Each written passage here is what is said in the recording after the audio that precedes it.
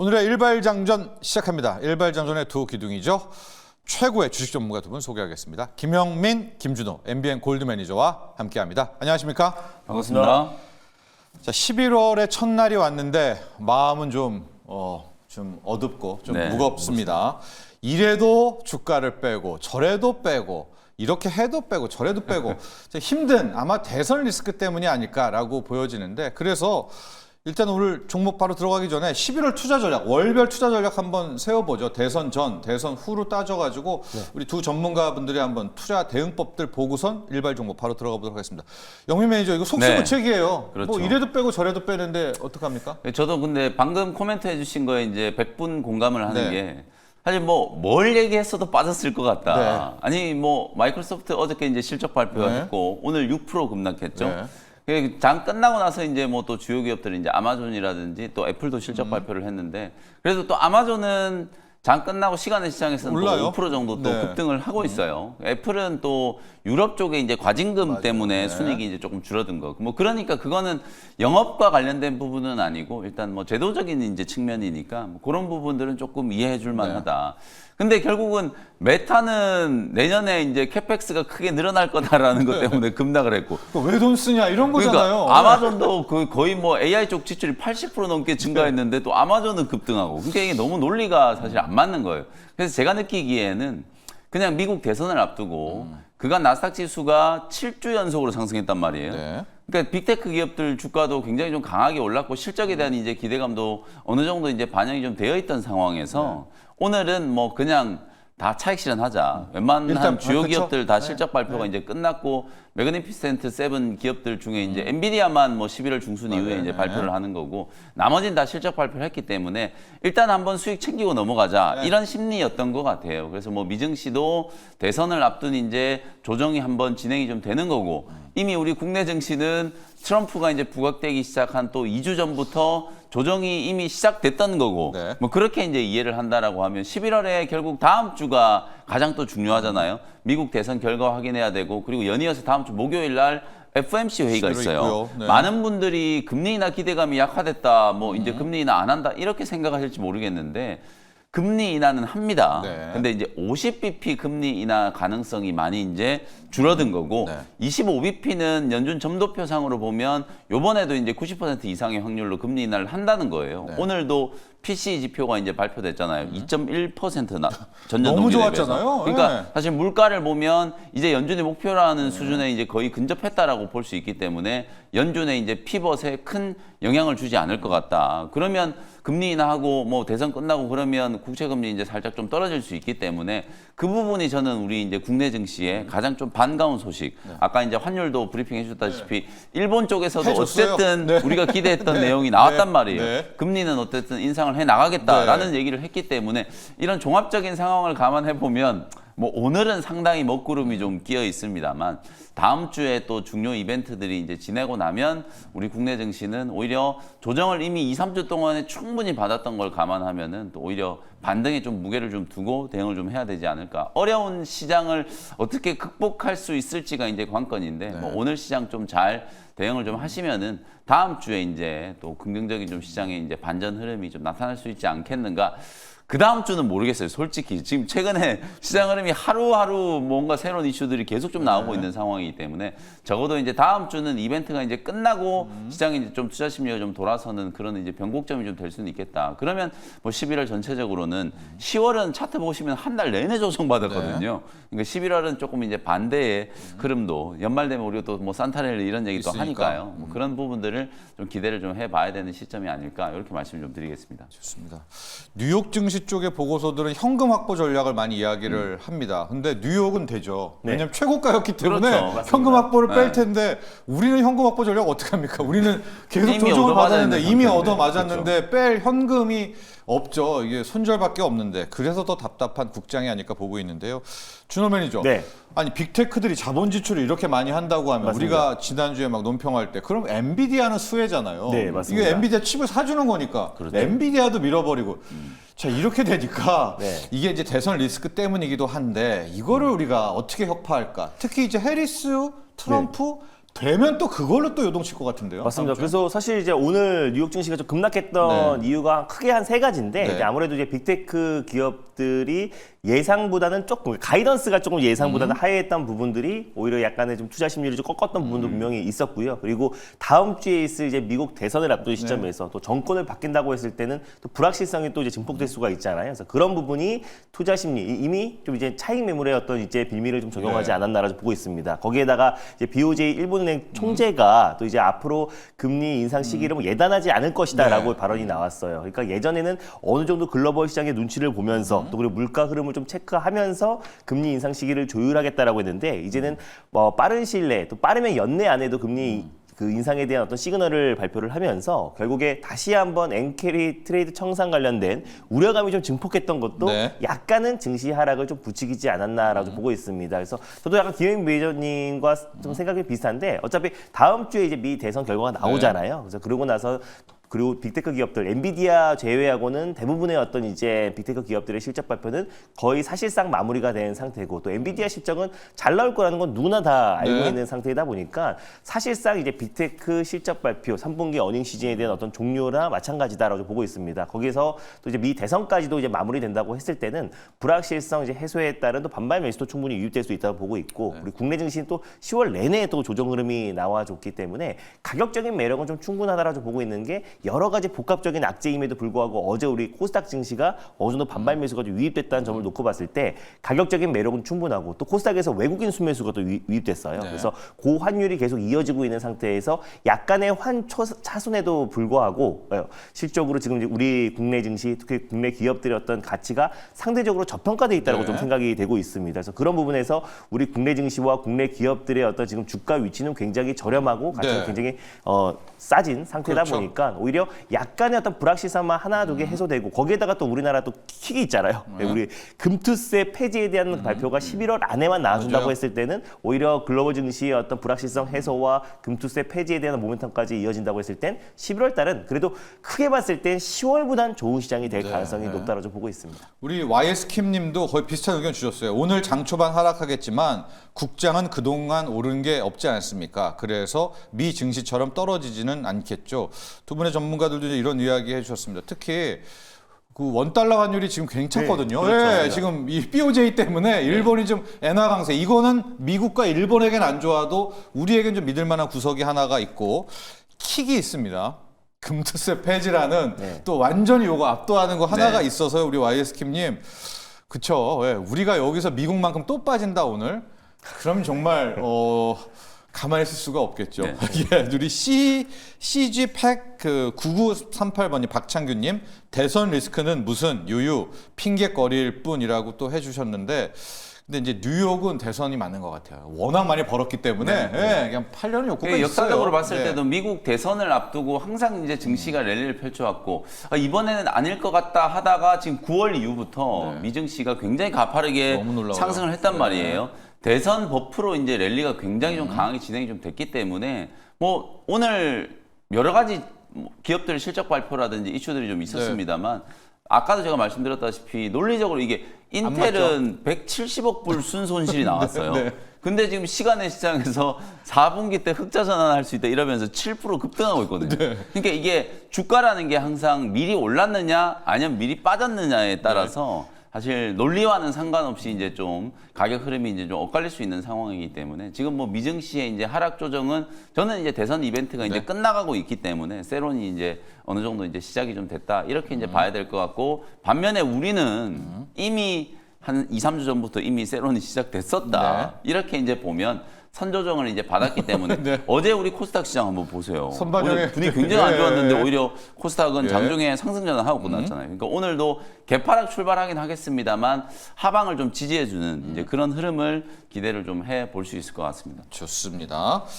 자, 저는 약간 앞서 조이 때 얘기했지만 태양광 풍력을 조금 정도 왜냐하면 약간 해리스 보험 드는 셈 치고 이런 식으로 좀 아기자기한 투자 접근법도 이제 얼마 안 남았잖아요. 오늘, 내일 모레 정도 3일 네. 남았으니까 대선 리스크에 대한 전략도 한번 짜주면 좋을 것 같고요. 지현진 님이 HP, SP 승소했던데 오늘 가나요? 아마 EST와의 문제잖아요. 저희가 이거 따로 완전히 한 코너 준비하고 뒀거든요. 이 개장 때 조금만 현진 님 기다려주시기 바랍니다. 자, 이런 가운데 11월 첫날 영민 매니저 네. 무슨 종목을 공략해요 오늘은요? 참 복잡하기 때문에. 네, 복잡하죠. 사실 뭐 어제도 제가 제약바이오, 오늘도 이제 뭐 제약바이오라고 하긴 좀 그렇습니다만 뭐 헬스케어라고 할까요? 피부 미용이라고 할까요? 뭐라고 할까요? 휴젤이라는 예, 종목을 네. 좀 소개를 좀 해드리도록 하겠습니다.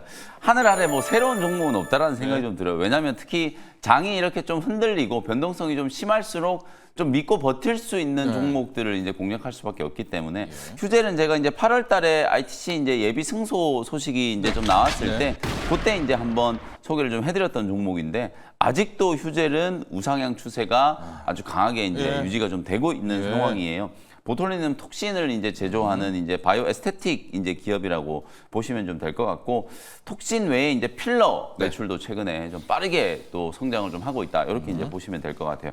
미국 FDA에 이제 올해 상반기 때 승인을 이제 받았고 남아 있는 변수가 이제 ITC와 관련된 이제 이 소송 문제, 우리나라의 이제 메디톡스와 휴젤 오랜 이제 이런 분쟁들이 좀 있었는데 2주 전에 이제 모든 결과들이 이제 다 발표가 좀 됐어요. 그래서 이제 ITC도 확실히 이제 승소를 이제 휴젤이 했고, 물론 뭐 메디톡스는 결과에 끝까지 뭐 승복하지 않는다 뭐 이런 이제 발언을 해서 진실을 끝까지 추구하겠다라고 했습니다. 어쨌든 법적인 분쟁은 이제 다 끝났어요. 그래서 저는 이제 메디톡스도 그렇고 휴젤도 그렇고 본연의 이제 사업에 이제 집중할 수 있는 분위기가 만들어질 수 있을 거라고 보고 그동안에 오랜 시간 동안 이제 발목을 잡았던 법정 분쟁과 관련된 리스크는 이제 완전히 해소됐다 이렇게 이제 볼 수 있을 것 같고요. FDA 승인을 또 발판으로 어쨌든 미국 FDA의 승인을 받았다는 건 다른 지역에 이제 수출을 할 때도 굉장히 큰 플러스 알파가 될 수 그럼요. 있는 거예요. 네. 그러니까 남미라든지 유럽 쪽에 이제 수출을 할 때도 신뢰도 문제 그리고 이제 소송과 관련된 이슈도 이제 해소가 좀 됐기 때문에 그쪽 이제 수출도 빠르게 좀 늘어날 수 있는 가능성이 좀 높다라고 보고요. 3분기 때부터 이제 톡신 이제 미국 선정이 이제 실제로 시작됐어요. 이제 소송이 다 끝났기 때문에 톡신 선정이 이제 시작되면서 미국향 매출도 이제 본격적으로 인식되기 시작했다. 그래서 실적을 좀 놓고 보면 3분기 때 지금 매출액이 창사 이래 처음으로 분기 기준으로 1,000억 원을 지금 넘어갈 걸로 예상이 좀 되고 있고 분기 매출입니다. 네, 분기 매출. 영업이익도 이제 440억 정도. 지금 현재 화면에서 보시는 게 연간 기준으로 매출액과 영업이익률의 이제 추이를 이제 나타낸 그래프라고 생각하시면 되는데 2021년에 영업 마진이 41%를 찍었다가 2022년, 2023년에 약간의 좀 둔화되는 흐름들이 좀 나타났잖아요. 그 이후에 작년부터 성장세가 빠르게 이제 회복이 좀 되기 시작하면서 휴젤의 이제 주가도 2023년 중순에 10만 원을 이제 찍었다가 그 이후부터 이제 주가가 이렇게 이제 강하게 최근에 최고가가 지금 30만 원을 찍었기 때문에 10만 원에서 이제 30만 원까지 주가가 200% 상승을 좀 하고 있는 그런 모습이라고 이제 보시면 될 것 같아요. 그리고 내년도에 지금 영업 마진이 올해에 이어서 내년도 40%를 지금 넘어갈 걸로 예상이 좀 되고 있는 상황. 여기에는 결국 방금 제가 말씀드렸던 미국의 본격적인 이제 매출 반영, 그다음에 유럽과 남미 쪽의 이제 매출 성장이 주를 이룬다라고 이제 보시면 될 것 같거든요. 그리고 지금 톡신뿐만 아니라 필러 쪽도 매출이 지금 빠르게 증가하고 있는 게 전체 매출이 일단 14.3% 증가한 358억 정도로 지금 추정이 좀 되고 있거든요. 그러니까 1,000억 원 정도 매출에 거의 한 35%는 이제 필러가 또 차지를 하게 되는 거예요. 톡신 하나만 이제 매출이 좀 나오다가 필러까지 이제 같이 성장을 좀 하다 보니까 당연히 이런 이제 높은 마진이 이제 나타날 수밖에 없는 거다라고 보여지거든요. 그래서 또 적극적인 이제 주주 친화 정책. 요즘에는 어쨌든 우리가 이제 밸류 프로그램으로 인해서 유한양행도 지금 주주 친화 정책 어저께 이제 발표를 좀 했었고 휴젤도 마찬가지로 뭐 작년부터 공격적인 이제 자사주 매입과 자사주 매입은 매입으로 끝나면 아무 소용 없다 그랬잖아요. 그걸 소각을 해야 되는데 자사주 매입과 소각이 지금 계속 진행되고 있기 때문에 아마 올해 연말에도 11월, 12월쯤 되면 작년처럼 대규모 자사주 매입과 이미 매입해놨던 자사주를 소각하는 주주 친화 정책이 저는 충분히 발표될 수 있을 거라고 보거든요. 그리고 현금성 자산도 무려 뭐 거의 한 3,800억, 거의 4,000억 원에 달하는 현금성 자산을 이제 보유하고 있기 때문에 저는 이제 요거는 조금 이제 짚고 넘어가야 될 문제가 우리가 이제 오스템 임플란트 사례도 보다시피 오스템 임플란트도 2,000억 원이 넘는 이제 현금성 자산을 갖고 있다가 결국 사고가 터져버렸잖아요. 네. 내부적으로 봤을 때 그 어떤 직원 한 명이 뭔가 이제 뭐 범행을 저지른 거다라고 볼 수 있습니다만 너무 많은 현금성 자산을 이제 보유하고 있는 것도 리스크가 될 수 있다라는 거. 그걸 이제 보여줬다라고 보기 때문에 이런 현금성 자산을 앞으로 어떻게 활용을 할 것인가, 해외 전진 기지를 구축한다거나 혹은 휴젤이 또 외형을 확장하기 위해서 적극적인 이제 M&A라든지 투자 M&A. 이런 쪽에 이제 활용할 수 있는 재원으로 저는 이제 쓸 수 있다라고 이제 보여지기 때문에 뭐 재무 구조에 있어서는 뭐 의심할 여지가 없고 앞으로 이제 성장성이라든지 그런 부분들도 올해 이제 거의 대부분의 이제 불확실성들이 해소가 좀 되고 있기 때문에 내년에는 이제 미국 수출을 좀 중심으로 계속해서 이제 영업이익이 성장할 수 있는 가능성이 좀 높다. 이렇게 이제 봐야 될 것 같습니다.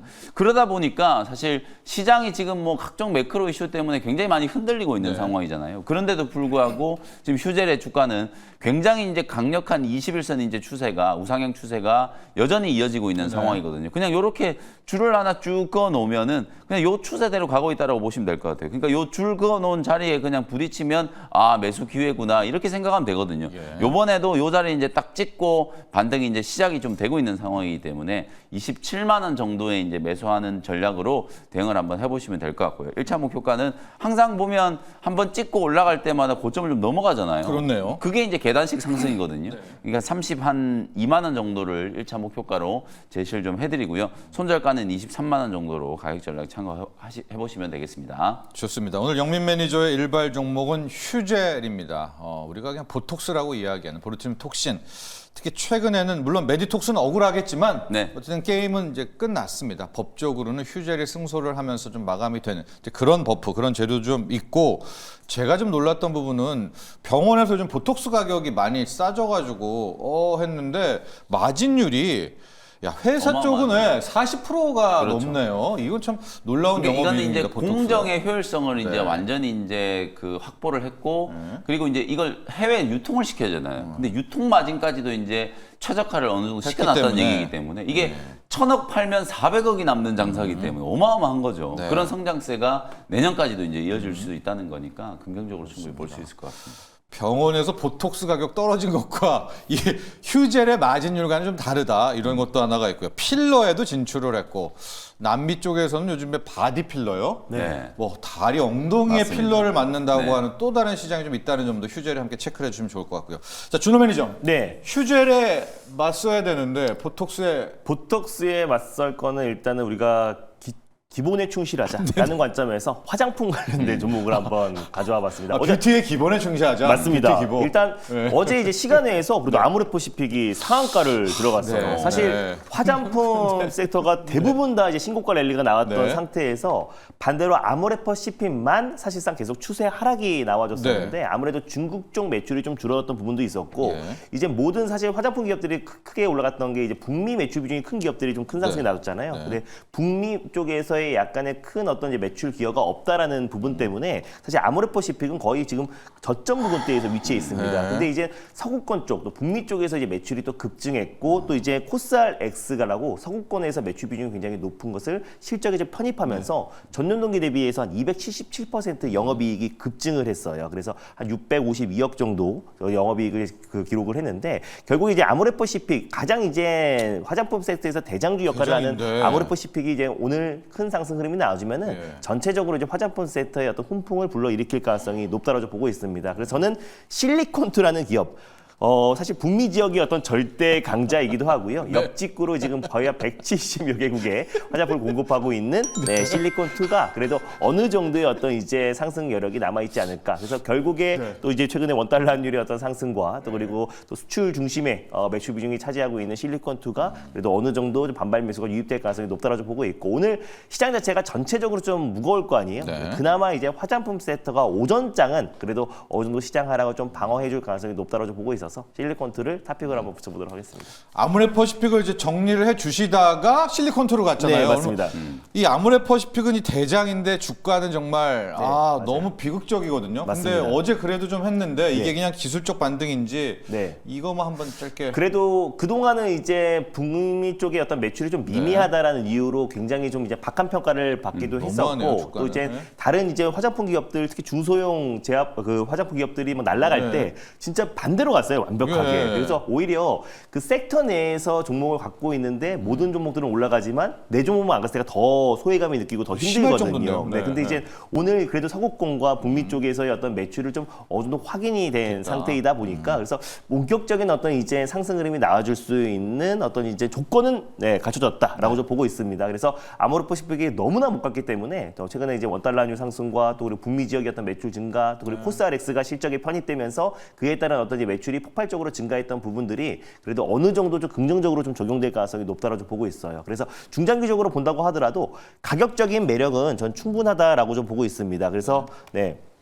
실적으로 아모레퍼시픽 같은 경우는 계속해서 추세 하락이 나와주면서 거의 지금 신저점, 86,800원 부근대까지 거의 조정이 나와준 상태이다 보니까 가격적인 매력은 좀 충분하다고 보고 있고, 그래서 이 무거운 기업이 실적으로 어제 시간에서 상한가까지 들어갈 정도면은 그동안 이제 가격적인 어떤 매력이 좀 충분히 좀 발생했다라고 보고 있습니다. 그래서 지금 6조 한 8천억 정도 시가총액인데요. 그래서 최소한 빠른 시일 내에 그래도 10조는 돌파하지 않을까. 그래서 화장품의 가장 대장 기업이니까 그래서 확실히 화장품 섹터의 어떤 투심 자체도 굉장히 좋은 상태잖아요. 그래서 한국 수출을 또 견인하고 있는 게 대표적인 또 화장품이다 보니 어느 정도 한 10조까지는 그래도 빠른 시일 내에 도달하지 않을까 보고 있습니다. 네, 아무래도 이게 화장품 기업들이 작년부터 이제 화장품 기업들이 굉장히 강한 랠리가 좀 나타났잖아요. 근데 그 랠리를 이제 주도했던 게 대장주인 LG 생활건강이나 아모레퍼시픽이 아니고 인디 브랜드들, 특히나 이제 미국의 수출이 막 급증하기 시작하면서 새로운 시장을 개척했던 이제 이 중소형 화장품 종목들이 이제 두각을 좀 나타내다 보니까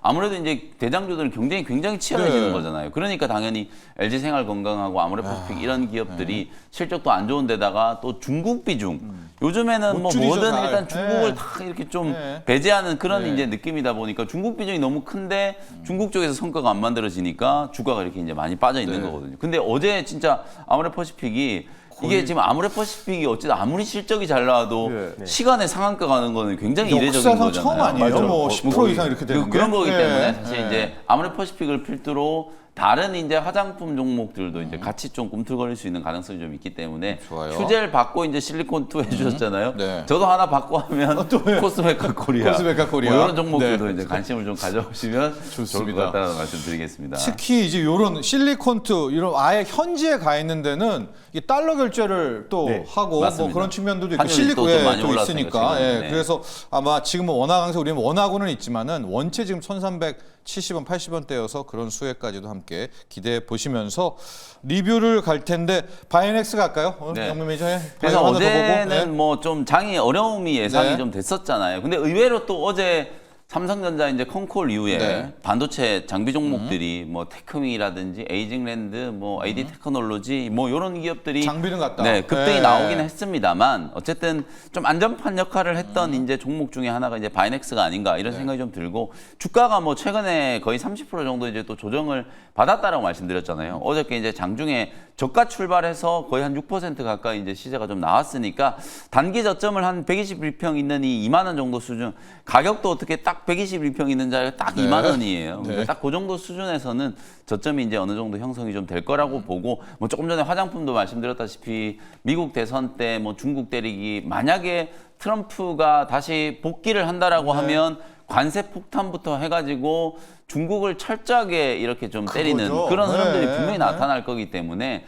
이 생물보안법 꼭 법안이 통과되고 안 되고를 떠나서 어쨌든 이제 중국 기업들을 배제하는 첨단 산업, 바이오, 미국의 어떤 이제 산업의 패러다임과 관련되어 있는 부분들에서는 계속해서 좀 중국 대리가 좀 진행될 수밖에 없기 때문에 그에 따른 이제 반사수혜 그리고 올해 이제 FDA 이제 실사 이후에 연내에 지금 FDA의 또 GMP 공장 승인에 대한 이슈도 있기 때문에 그 부분을 감안한다면 주가는 이미 충분히 이제 조정을 좀 받았다. 그래서 어저께 뭐 살짝 이제 저점을 좀 잡아주는 정도의 수준이었고요. 뭐 오늘도 저는 매수 관점으로 대응이 충분히 가능하다라고 보고 적어도 한 24,000원 정도의 기술적인 이제 반등은 한번 노려볼 수 있는 자리다. 뭐 이래저래 굉장히 시끄럽잖아요. 뭐 빅테크 뭐 투자를 한 해 만에 투자가 많다 적다 좋다 나쁘다 뭐 온갖 이제 논란들이 있기 때문에 그런 논란들을 좀 피해갈 수 있는 제약바이오 업종 환율도 조금 또 만약에 하락해 준다면 그것도 또 제약바이오 업종이 또 우호적인 그런 이제 흐름이기 때문에 뭐 오늘은 또 제약바이오 바이넥스를 포함해서 한번 관심을 좀 가지셔도 될 것 같습니다. 좋습니다.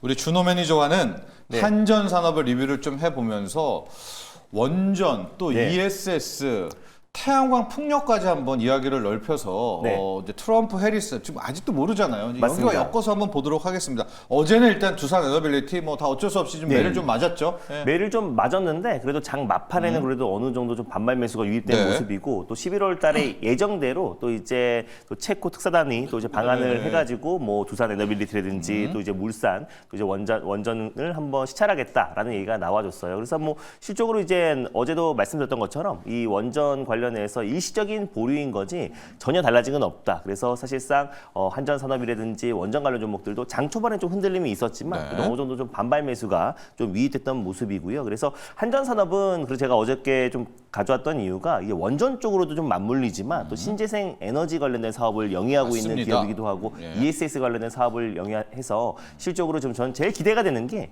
인도네시아와 이 41조 규모의 이제 송전망 구축 사업 관련해서 가장 핵심이라고 봐요. 그래서 사실 이게 이제 두꺼번이 원전보다 더 높은 금액으로 MOU를 체결한 상태이다 보니까 어떤 본계약이 체결된다고 했을 때 한전산업이 사실상 이제 한국전력 계열사의 어떤 상승을 충분히 좀 견인할 가능성도 좀 높다라고 좀 보고 있고 특히나 이제 뭐 삼성전자나 SK 하이닉스 같은 기업들이 이제 글로벌 빅테크 기업들에게 탄소 그 배출을 거의 제로로 한 상태에서 물건들을 공급을 해야 되기 때문에 네. 삼성전자의 이제 통합형 ESS를 공급했던 기업이 한전산업이다 보니까 앞으로 이제 삼성전자와 또 한전산업과의 어떤 협업도 충분히 좀 기대가 된다고 보고 있어요. 그래서 이런 관점에서 본다고 했을 때 만에 하나 이제 해리스가 그 당선된다고 하더라도 한전산업은 좀 수혜를 좀 받을 가능성이 높다라고 좀 보고 있고 트럼프가 당선된다고 하더라도 원전 모멘텀으로도 같이 맞물리면서 같이 이제 한전산업이 좀 상승 여력이 남아 있지 않을까 좀 보고 있습니다. 그래서 일단 우리가 체코 원전도 체코 원전 수주지만 또 체코 원전뿐만 아니라 슬로바키아라든지 유럽 내의 어떤 원전 수주 기대감도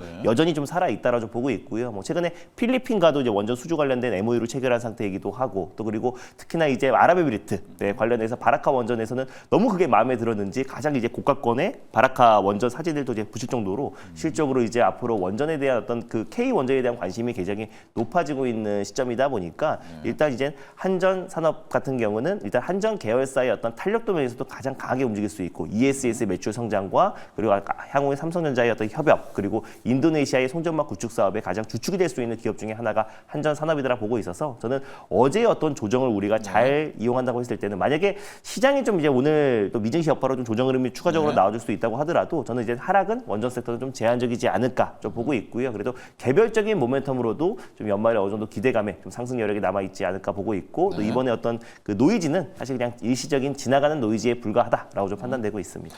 그 이야기를 해주셨는데 내년에 네. 지금 유럽을 봐서는 꽤 갈 길 갈 것 같거든요. 이게 뭐냐면 탄소 규제 같은 거 해가지고 그렇죠. 네. 잠깐 이야기를 해주셨는데 이제 반도체 우리가 만들어 오는 거 이거 전력 뭘로 만들었어? 네. 석유 베이스야? 그러면은 이제 여기에 더 부가 페널티하고 맞습니다. 뭐 태양광 풍력으로 만들었어 하면 좀 깎아주고. 네, 맞습니다. 근데 우리가 지금 너무 좀 안일한 것이 아닌가. 신호 매니저 이게 너무 네. 우리가 트럼프만 믿고 있는 거 아닌가 이런 생각이 좀 들거든요. 너무 트럼프 최근 들어서 이제 네. 사실 트럼프를 믿었던 거지 네. 불과 한 또 지난달까지만 본다고 하더라도 그 또 ESS 이런 거 네, 싹 들어갔어요. 맞습니다. 네. 그래서 저는 그래도 신재생 에너지 쪽에서 그래도 매출이 좀 빠르게 또 급부상하고 있는 게 아무래도 ESS다 보니까 그래서 내년에는 더 매출이 더 기대가 돼요. 네. 그래서 일단 뭐 글로벌 좀 최고의 지금 플러스 에너지라든지 아니면 뭐 테슬라 같은 경우도 ESS의 매출 비중이 지금 가파르게 급증하고 있고 태양광 패널도 같이 하잖아요. 맞습니다. 네, 태양광도 테슬라는. 같이 하고 있어요. 네, 그래서 테슬라는. 사실상 이제 저는 ESS 쪽은 누가 되든 간에 사실 네. 이제 트럼프는 이제 표심을 얻기 위해서 자꾸 화력 발전이라든지 세게. 원자력 쪽으로 세게 발언이 네. 나오는 것뿐이지 사실상 이제 가장 그 경제적 동반자가 이제 일론 머스크잖아요. 네. 일론 머스크도 태양광 그 패널 사업을 영위하고 있고 거기에다가 ESS 관련된 사업을 영위하고 있기 때문에 결국에 지금 대세의 흐름과 또 그리고 또 이제 패러다임의 변화를 무시할 수는 없다라고 저 보고 예. 있습니다. 그래서 트럼프가 되면서 모든 게 다시 화력 발전으로 돌아가고 자동차는 다시 다시 쓰고? 자동차는 다시 내연기관으로 다 돌아가는 회귀해 버리지는 않는다라고 저 보고 있기 때문에 일단 어느 정도 전기차도 지지한다는 발언이 나와줬고 여러 가지 선택권을 준다는 발언이 나와준 상태에서 솔직히 누가 되든 간에 ES 쪽의 매출은 또 급부상할 수 있다고 보고 있어요. 실제로 바이든 대통령이 당선 전에 사실상 태양광이나 풍력 뭐 그리고 그 당시에 이제 뭐 ESS 관련 종목들이 먼저 네. 움직였던 거지 네. 실제로 이제 집권하고 나서는 태양광 관련 종목들이 오히려 조정 흐름이 나와줬고요. 풍력은 트럼프 때 올랐더라고요. 맞습니다. 네. 실질적으로 테슬라 네. 같은 주가는, 경우도 네. 네 바이든 정권 때는 계속해서 주가 네. 매그니피센트 맞아요. 세븐에서 네. 유일하게 계속해서 추세 하락에 나와줬고요. 오. 신고가를 경신했을 때는 트럼프가 집권했을 네. 때입니다. 그러니까 꼭 이제 그 정책과 그 종목들의 어떤 움직임이 동조화되지는 않는다라고 보고 있어서 오히려 지금 ESS와 신재생 에너지의 어떤 이제 거대 패러다임의 변화는 계속해서 지속될 수밖에 없다라고 좀 보고 있습니다. 저는 이제 이렇게 말씀을 좀 드리고 싶어요. 이제 항상 우리가 선거철이 다가오면 뭐 누가 당선되면 무슨 요거, 정책, 네. 뭐 누가 당선되면 어떤 정책 이러면서 이제 막 줄서기를 하잖아요. 네. 근데 결국 뭐 이렇게 한마디로 얘기해 보면 정치는 결국 이제 유한한 거고요. 산업은 이제 무한하게 이제 성장을 하는 거잖아요. 어찌 보면 김종민 지금 여러 사례 들어주셨지만 결국에는 산업은 이제 산업의 논리대로 이제 성장을 한다는 거예요. 아무리 트럼프가 아니라 뭐 트럼프 할아버지가 다시 재집권을 한다라고 해도 만약에 트럼프 전 대통령이 트럼프 2기 재집권을 하게 되면 4년 있다가 이제 정치 일선에서 완전히 이제 물러나게 될 사람이에요.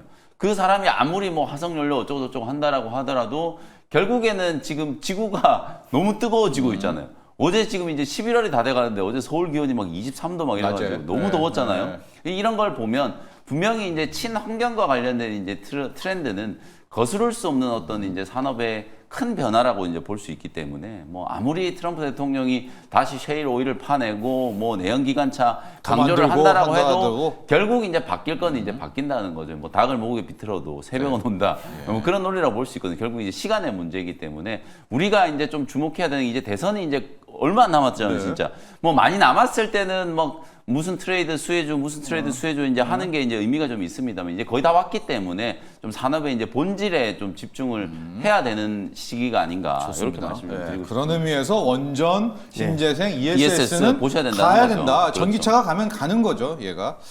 그리고 또 하나 이거 중요한 이슈여서 오늘 많이 나왔네요. 이수페타시스 정뽀빠이님이 유증설로 급락했는데 어떻게 대응할까요? 회사 측에서는 바로 사실무근이라고 했는데 믿어야 할지요. 한정환님, 이수페타시스 유증설 조언 부탁드립니다. 단풍나무님, 유증한 적이 없을까요? 케미캥이님, 지금 다 지금 이수페타. 왜냐하면 고려아연의 유상증자 폭탄 때문에 지금 신경이 아주 곤두세워 있는 이수페타시스.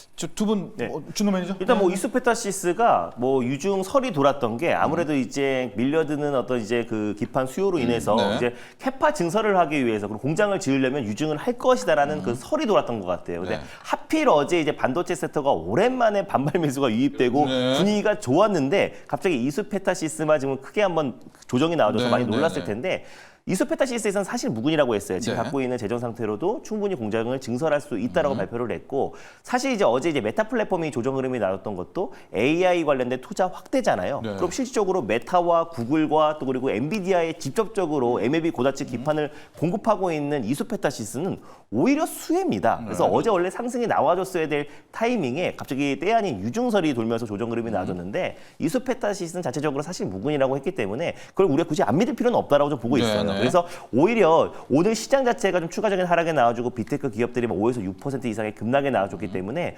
오늘까지도 영향을 좀 받을 수 있겠지만 시장이 안정화됐을 때는 사실 이수페타시스가 가장 빠른 속도로 회복할 수밖에 없다라고 보고 있습니다. 그래서 최근에 어떤 이제 상승을 본다고 했을 때 웬만한 반도체 기업들이 반토막에서 60% 많게는 막 5분의 1 토막 난 종목들도 있는데요.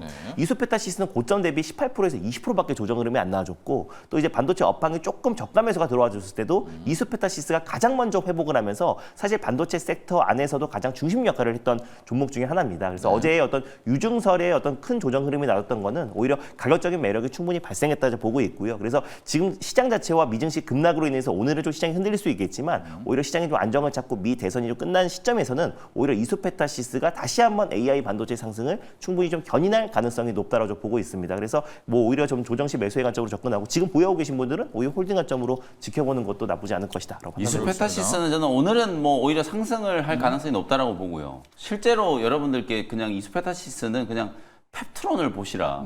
차라리 이럴 거면 유증을 진짜 해버리는 게 나을 것 같아요. 진짜 한다는 얘기가 아니고 왜냐하면 유증을 만약에 한다라는 것 자체도 실제로 이제 이수페타시스가 뭐 돈이 없어서 유증을 하는 게 아니잖아요. 장사가 이렇게 잘 되고 있고 마진이 계속 늘어나고 있는 상황인데 주문이 너무 많이 들어오니까 지금 중국 공장에 올해 상반기까지도 계속 증설 투자를 했잖아요. 그 증설 투자를 한 효과가 이제 나오기 시작할 건데 갑자기 유증설이 이제 돌면서 특히나 또 시기적으로 봤을 때도 고려아연이나 뭐 금감원 조사한다 뭐 이런 얘기가 나올 때 또 유증 얘기가 나와버리니까 그게 근데 이제 고려아연은 저는 분명히 좀 주주들한테 좀 기분 나쁜 이슈일 수 있어요. 이게 그냥 뒤통수 치는 거거든요. 근데 펩트론도 제가 이제 유증할 때 계속 말씀드렸지만 이건 미래 성장 동력을 확보하기 위한 아주 적절한 조치다. 만약에 증설 투자를 하기 위해서 이수페타시스가 유증을 또 한다라는 거는 실제로 만약에 한다면 장사가 그만큼 잘 되고 있다라는 거, 주문이 그만큼 더 늘어나고 있다는 걸 이제 대변하는 거기 때문에 그 증설 투자에 대한 이제 효과를 반영한다면 펩트론처럼 주가가 갈 수 있다는 거예요. 제가 이제 뭐 유증을 한다는 게 아니라 설사 유증을 한다라고 하더라도 그건 악재가 아니다라는 걸 말씀드린 거거든요. 그러니까 어제 하락이 이수페타시스는 지나치게 좀 과도했다. 이렇게 이제 볼 수 있는 겁니다. 예, 확실한 건 회사 측은요 공식 입장은 사실 무근이다라는 거였었고요. 어제 그러니까 유증 설이 떠도는 어제 그 전날에 소부장 산업발전 국무총리 표창을 공이 있다고 수상을 한 기업이 이수페타시스인데 그 상을 받고 이틀 만에 와 여기에서 유증을 발표를 한다 이제 이런 것도 좀 한번 고려를 해 보시고요. 준호 매니저도 이야기해 주셨지만은 이 고다층 기판은 AI 서버용에 들어가기 때문에 지금 메타 플랫폼스, 마이크로소프트 오늘 정말 아마존 황이에요. 싹 다 자본 지출이 여러분 마이크로소프트는 500억 달러 하던 걸 800억 달러. 데이터 센터 더 키운다는 거는 맞아요. 고다층 기판이 더 필요하다는 의미다. 맞습니다. 그거였었죠. 네, 예, 맞아요. 그런 쪽으로 해석을 하신다면은 좋습니다.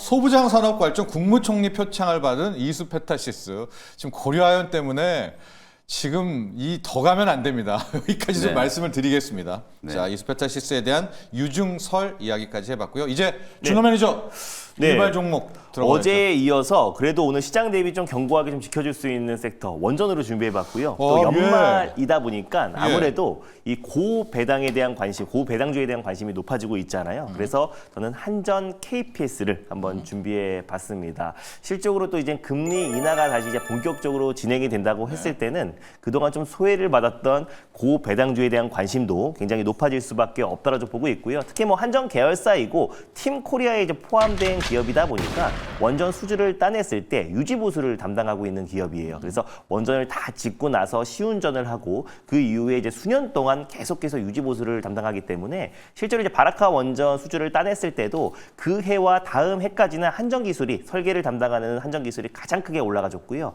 그 이후부터 5년, 7년 동안은 한전 KPS가 계속해서 우상향이 나와줬습니다. 그래서 체코 원전 수주 건설 이후에는 한전 KPS가 계속해서 유지 보수를 담당하고 실적으로 팀 코리아 안에서 대표적인 수혜 기업이다라고 참고하셨으면 좋겠어요. 그리고 어제 체코 당국에서 EDF 또 그리고 이제 프랑스 또 전력 기관과 또 그리고 웨스팅하우스가 제기했던 원전 관련된 이의 신청이 이제 기각을 했습니다. 그래서 그게 어제 밤에 그 뉴스가 나왔어요. 그래서 바로도 지금 이제 체코 반독점 당국에서 하루 만에 입장을 표명했다라는 거는 그만큼 이제 한수원과 또 최종 그 원전 계약 본 계약 체결에 대해서 굉장히 입장을 확실히 표명을 했다라고 좀 보고 있어요. 계약이 흔들리는 건 아닙니다. 맞습니다. 여러분. 전혀 계약이.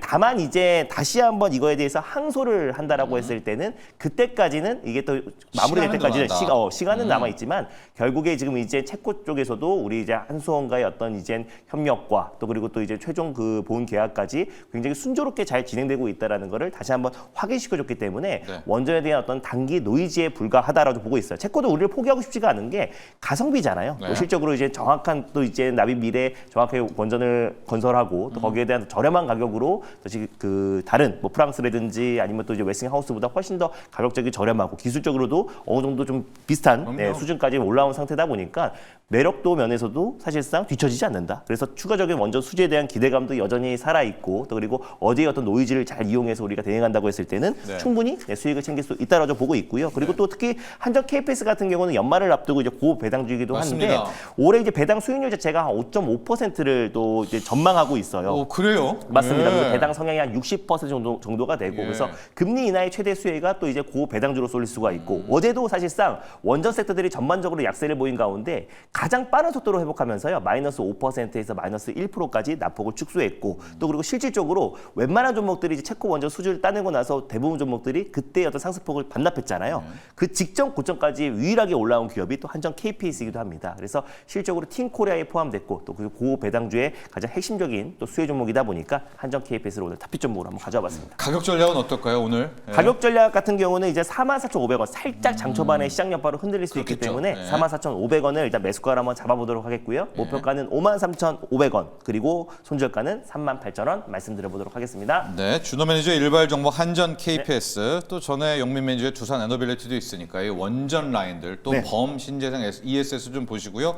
오늘 앞서 영민 매니저는 휴젤입니다. 또 붙이기에 실리콘2도 있었고 맞습니다. 이런 날에 혹시 K뷰티 라인들이 네. 한번 좀 수급 좀 가는지도 체크해 보시면 좋을 것 같습니다. 자, 오늘의 일발 장전 여기까지 하죠. 감사합니다. 고맙습니다.